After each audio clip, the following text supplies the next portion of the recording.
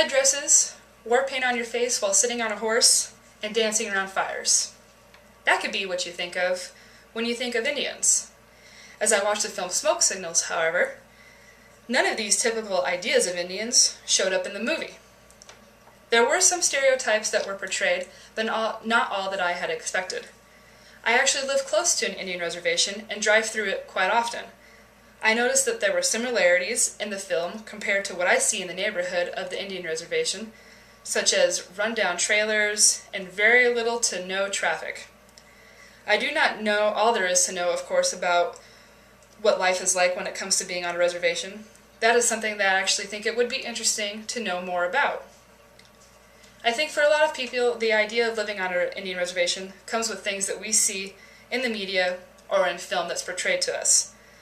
This is something that can be considered foreign to a lot of people, obviously, and I think it's one more thing that we should all learn about to be more diverse and open to things that are different from us in our world.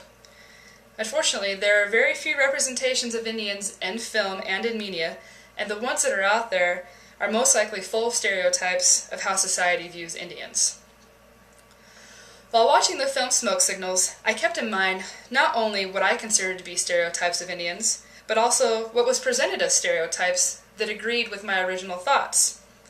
I had to be fair also and take notice of what was presented in the film that struck me as unstereotypical of what I think of when it comes to Indians, and there were a few things. But first I'd like to discuss some common assumptions that I make myself that I believe that society also makes when it comes to Indians.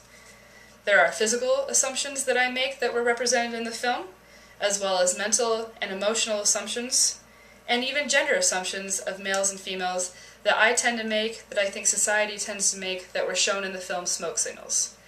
So to start off with some physical assumptions that I personally made that were shown in the film were things such as having long dark hair, and also the Indians also seem to be giving off usually a cold or mean look. And this in particular is something that even Elizabeth Bird discusses in her book, Sell the Indian. She talks about how there is usually a stoic look and it lacks emotion, and that is a common stereotype of Indians. Some mental or emotional assumptions that I make about Indians that are portrayed in the film is that they are always telling stories and that they are very interested in having parties where they drink in excess. When it comes to gender assumptions, I can assume, and I see a lot of society assuming, that males, Native American males, can be very violent towards their wives, their families, their children. We see this represented in the film with the character Victor's father, who becomes violent with Victor's mother, and also Victor himself. And an assumption that I can make for Indian women that's shown in the film is that they pretty much seem to have one job, which is to be the cook, and they're usually cooking fry bread. We see this in the film because Victor's mother is claimed by several characters to have been the one that makes the best fry bread. So these are all stereotypes that I think of when I think of Indians, and also, again, what I think society sometimes portrays them of, and we see this in the film. This is always dominant in my mind, and again, the film reinforces this. But we also need to look at the other side of things and how the film can play with a typical dominant race or gender code, and sometimes it'll give us something different to think of. I think that the character Thomas serves this purpose, actually, because he seems to change some of the typical dominant codes that we would think of. There's a physical difference that we see with Thomas compared to the other character, Victor. There's also a mental and attitude difference that we see between the two of them. When we look at the difference physically between Thomas and Victor, Thomas is dressed in a suit, his hair is very well groomed, it's tied back and kept in braids, and that's different compared to Victor because Victor is quoted in the movie to let his hair be freed. Thomas is very contrary also to what Peter Van Lent writes about in his book, Her Beautiful Savage, the Current Sexual Image of the Native American Male, in which the stereotypical male Native American of today's society is portrayed as having glistening, coppery skin and is covered only by a breech clout, which we do not see Thomas or in fact any other portrayal of that type of stereotype in the film Smoke Signals.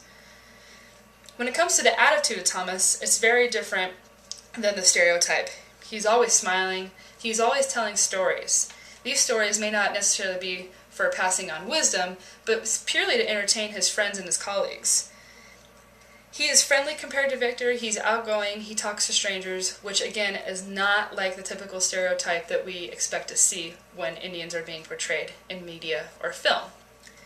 So the film can play with the idea that Indians may not be the typical stereotype we expect to see, such as Victor, but can be more like Thomas. We should look at Thomas as just another example of what an Indian's looks and personality may be like. Just because he's not acting the way that we think an Indian should act doesn't make him any less of an Indian. So I've learned quite a bit after viewing the film Smoke Signals and after learning some concepts that we have in class. And I have learned that I take for granted a lot about race and gender. Some of the things I take for granted and some of the things that I assume is that all Indians are very interested in drinking and partying, and that Indians can be unsociable and reserved, especially when they're around others that are outside of their circle. And this is being shown to me that it can be untrue after I have viewed the film. The film has helped me to be more conscious, actually, about the assumptions that I make regarding Indians because of the character Thomas in particular. He has shown me that it is not all about partying and drinking, and even the character Victor actually states in the movie that he's never had a drop of alcohol. The film shows that Indians may not always be unsociable because you have the character Thomas who is approaching a stranger on the bus, who is very friendly to strangers that he has never met, and very welcoming and inviting. So what I've learned is that we really need to focus and remember what is written by Mariana Torgovnik, which is that she states in her book, Primitive Passions, on how Indians can be a very diverse group, not only when it comes to their languages, but also their social customs. So we can see, and we are able to realize, that there are very few representations, unfortunately, of Indians in film, and the ones that are out there are most likely filled of stereotypes of how society views Indians. I've talked about some of the physical and emotional stereotypes that are shown in the film, and also how some of the stereotypes that we expect to see were not shown in the film at all. I have learned that when I take things for granted, and I just accept the typical stereotypes of Indians, and other cultures for that matter, I am denying myself a really great experience. That experience is to learn, and to educate myself about others, and their beliefs and culture, which in turn will only help me to grow as a person. Just because we see something on film or in the media doesn't mean there is only that one type of representation. It's not fair to look at the film and assume that all Indians are like Victor, or all Indians are like Victor's father, or all Indians are even like Thomas. We must open ourselves and our minds to the varieties of people that are out there and forget the stereotypes. Let's let ourselves determine what we think about when we think of others, and not focus on what we are told we should think of.